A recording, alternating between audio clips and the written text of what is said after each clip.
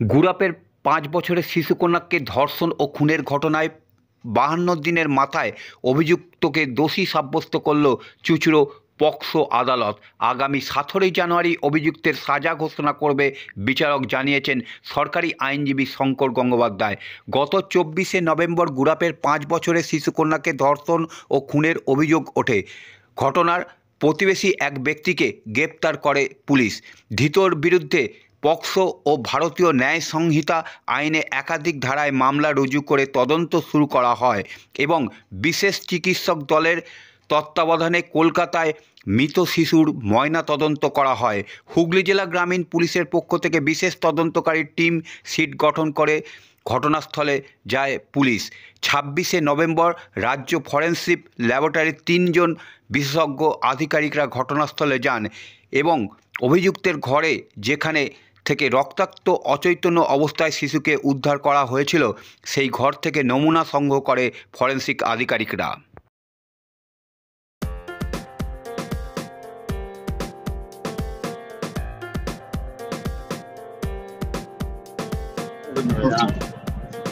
গুরাপের ওই পকসো কেসটা আজকে দোষী সাব্যস্ত হয়েছে অভিযুক্ত, কি বলবেন?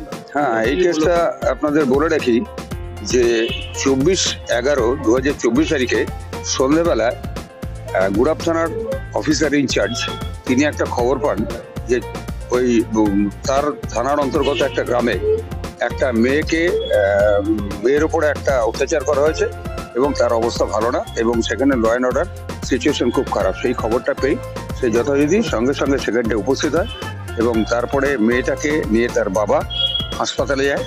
হাসপাতালে যাওয়ার পরে মেয়েটাকে দেখা যায় যে সে মৃত অবস্থায় এসছে। সঙ্গে সঙ্গে একটা এফআইআর হয় এবং এফআইআর হওয়ার পরে সেই ২৪ তারিখ রাত্রেই যথোপযুক্ত সেকশনে পকসো আইন এবং অন্যান্য বিএনএস এর অন্যান্য আইনে যথাযথ সেকশনে মামলা শুরু হয়।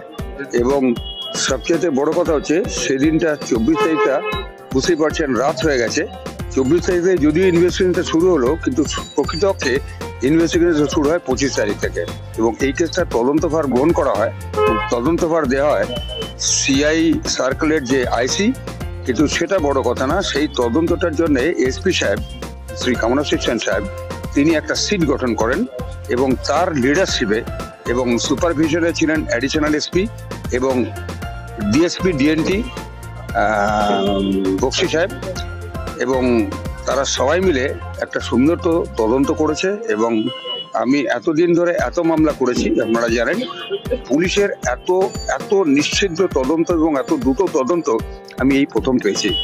এবং আপনাদের আরও জানিয়ে রাখি যে বিএনএস অ্যাক্টে আজকে আপনারা বুঝতে পারছেন যে ২৪/11 ঘটনা পুলিশ চার্জশিট দিয়ে দিল। ৭ তারিখে চার্জশিট তৈরি করলো, ৯ তারিখে, কারণ রোববার দিন ছুটি ছিল, তারপরের দিন পকসো কোর্ট বন্ধ, ৯ তারিখে সেই চার্জশিট করে জমা পড়লো।